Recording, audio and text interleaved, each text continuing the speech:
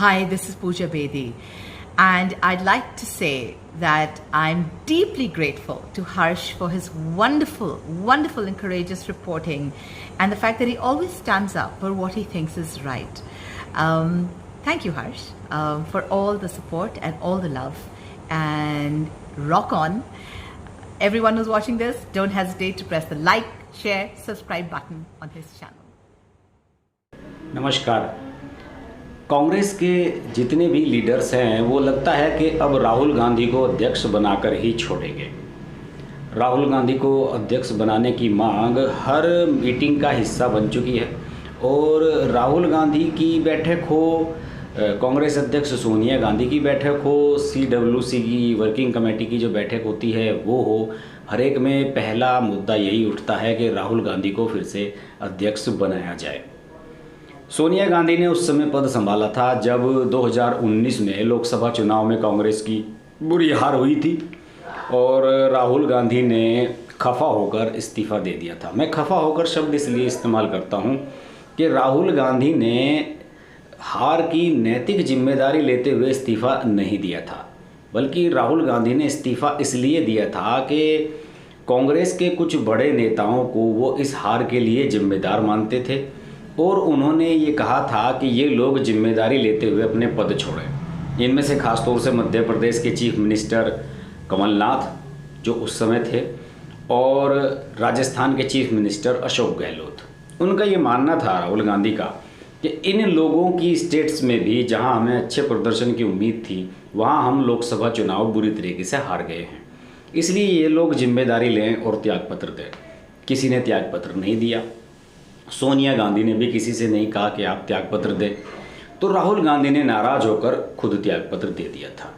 इसके बाद पार्टी के तमाम सीनियर लीडर राहुल गांधी से रिक्वेस्ट करते रहे कि भाई आप इस्तीफ़ा वापस ले लें, आप इस्तीफ़ा वापस ले लें, लेकिन राहुल गांधी नहीं माने।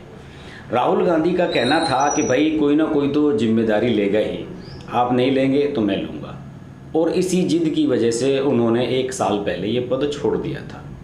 उस समय मजबूरी ये थी कि राहुल गांधी को रिप्लेस करने के लिए कोई दूसरा नाम सामने नहीं था।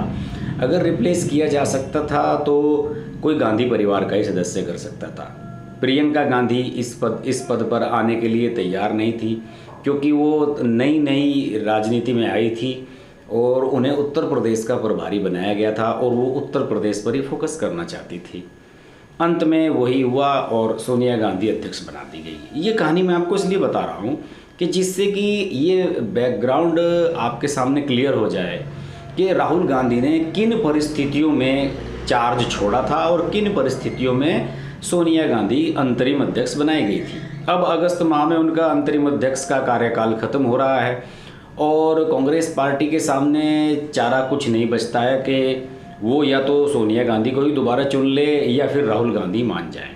इसलिए जो राहुल गांधी समर्थक कांग्रेस के सांसद हैं, खासतौर से युवा सांसद हैं, सुष्मिता देव हैं और तरुण गौरव गोगोई हैं और कई और हैं, गुरजीत औजला हैं, ये सब लोग लगातार कोशिश करते हैं कि राहुल गांधी को फिर से अध्यक्ष बनाने की भूमिका तैयार की जाए।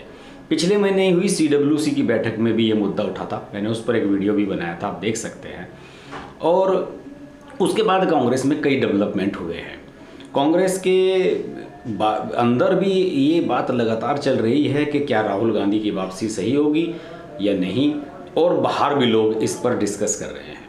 लेकिन ये बात कांग्रेस में एक सर्वमान्य हो चुकी है कि इस समय प्रधानमंत्री नरेंद्र मोदी पर अगर कोई सबसे ज़्यादा हमलावर है तो वो है राहुल गांधी। उन्होंने बहुत आक्रामक रुख अपनाया हुआ है, डेली वीडियो जारी करते हैं, बयान जारी करते हैं, ट्वीट जारी करते हैं और मोदी की नीतियों की आलोचना करते हैं, चीन के मुद्दे पर मोदी को घेरते हैं। राहुल गांधी के अध्यक्ष पद से हटने के बाद कांग्रेस ने नुकसान भी बहुत झेला है। ज्योतिरादित्य सिंधिया चले गए, कई और नेताओं ने पार्टी छोड़ दी और इन सब के बीच कांग्रेस अब राहुल की ओर उम्मीद की मुंह उठाकर तक रही है कि राहुल गांधी किसी तरीके से हाँ कह दें। अभी एक मुद्दा ये भी उठा है कि राहुल गांधी के ज्ञान को लेकर बहस चली है कि राहुल गांधी को कितना ज्ञान है और चीन के मुद्दे पर जो बात वो कह रहे हैं वो उन्हीं पर उल्टी पड़ रही है। और उन्होंने चीन की फंडिंग का मामला उठाया तो राजीव गांधी फाउंडेशन की फाइल अमित शाह ने खोल दी और कांग्रेस पर बीजेपी ने हमला किया कि आप राजीव गांधी फाउंडेशन के लिए चाइना से मदद लेते रहे हैं। तो ये सब चीज़ें शुरू हो गई और अंत में ये भी होने लगा कि अब राहुल गांधी मोदी के खिलाफ ज़्यादा आक्रामकता दिखा रहे हैं। तो उसकी वजह ये भी है कि कांग्रेस उससे मुसीबत में फंस रही है। इन सब चीज़ों को लेकर एक ऐसा अजीब गरीब माहौल बन गया है कि कांग्रेस दो हिस्सों में बट गई है। एक वो जो राहुल गांधी के इस आक्रामक रवैये के खिलाफ हैं और दूसरे वो जो राहुल गांधी के इस आक्रामक रवैये को सपोर्ट कर रहे हैं। जैसे कि पूर्व केंद्रीय राज्य मंत्री RPN सिंह ने कहा था कि हम चीन के मुद्दे पर जिस तरीके से नरेंद्र मोदी को घेर रहे हैं उसको सही नहीं ठहराया जाना चाहिए और राहुल गांधी को इस तरह से नहीं करना चाहिए। तो RPN सिंह की आलोचना की गई। कांग्रेस का एक धड़ा RPN सिंह के खिलाफ हो गया क्योंकि जो कांग्रेस की युवा ब्रिगेड है जो राहुल के नेतृत्व में लड़ना चाहती है, वो चाहती है कि राहुल गांधी इसी तरीके से आक्रामक बने रहें, नरेंद्र मोदी पर हमला करते रहें। पिछले दिनों कांग्रेस के प्रवक्ता संजय झा जो अपनी बातें कहते रहते थे टीवी चैनल्स पे, उन्हें पार्टी ने अनुशासनहीनता की कार्रवाई की उनके खिलाफ। उनका एक मैं ताज़ा इंटरव्यू पढ़ रहा था आउटलुक मैगजीन में, तो उसमें उन्होंने कहा कि राहुल गांधी के ज्ञान का आप अनुमान इससे लगा सकते हैं कि राहुल गांधी को मुजफ्फरपुर और मुजफ्फरनगर का फ़र्क नहीं पता। बिल्कुल सही बात कही संजय झा ने। ये फ़र्क तो कांग्रेस में शायद सोनिया गांधी को भी नहीं पता होगा, लेकिन संजय झा ने स्पेशली राहुल गांधी के बारे में क्यों ये बात कही? इसलिए कही कि राहुल गांधी अक्सर इस तरह के काम करके, अक्सर इस तरह की बयानबाजी करके अपने आप को बीजेपी के टारगेट पर लाते रहे हैं।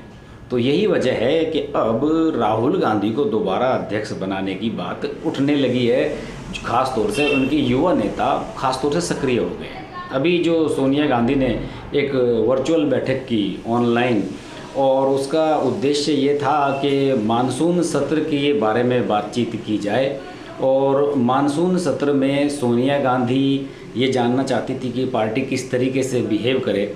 उसमें जो है ये तमाम जितने भी युवा नेता हैं, जैसे कि के सुरेश हैं जो चीफ व्हिप हैं कांग्रेस के, मानिकम टैगोर हैं, गौरव गोगोई हैं, गुरजीत औजला हैं, एंटोनी हैं, इन सब लोगों ने जोर फिर लगाया कि सोनिया गांधी की बजाय अब राहुल गांधी को पार्टी की कमान संभाल लेनी चाहिए। अब जो टोटल माहौल बनता हुआ नज़र आ रहा है उसमें मुझे लगता है कि सीनियर लीडर्स भी अब राहुल गांधी को अध्यक्ष के लिए प्रेशराइज करने लगे हैं। शुरू में P चिदम्बरम, कपिल सिब्बल और दिग्विजय सिंह इस जैसे लोगों को राहुल गांधी का व्यवहार पसंद नहीं आ रहा था, लेकिन दिग्विजय सिंह ने अभी ट्वीट किया है और कहा है कि राहुल गांधी को अध्यक्ष पद दोबारा संभालने से कौन रोक रहा है, उन्हें आना चाहिए, आगे बढ़कर पार्टी की कमान संभाल लेनी चाहिए। तो इस बार अब मुझे लग रहा है कि माहौल कुछ ऐसा बन गया है कि अब राहुल गांधी शायद अगस्त के माह में दोबारा अध्यक्ष चुन लिए जाएं। राहुल गांधी पर, कांग्रेस पर हमारी नज़र बनी रहेगी। देखते रहिए हर्ष की बात लाइव। नमस्कार। अगर आपको हमारी वीडियो पसंद आई तो हमारा चैनल हर्ष की बात लाइव सब्सक्राइब करें और नोटिफिकेशंस के लिए बेल आइकन प्रेस करें।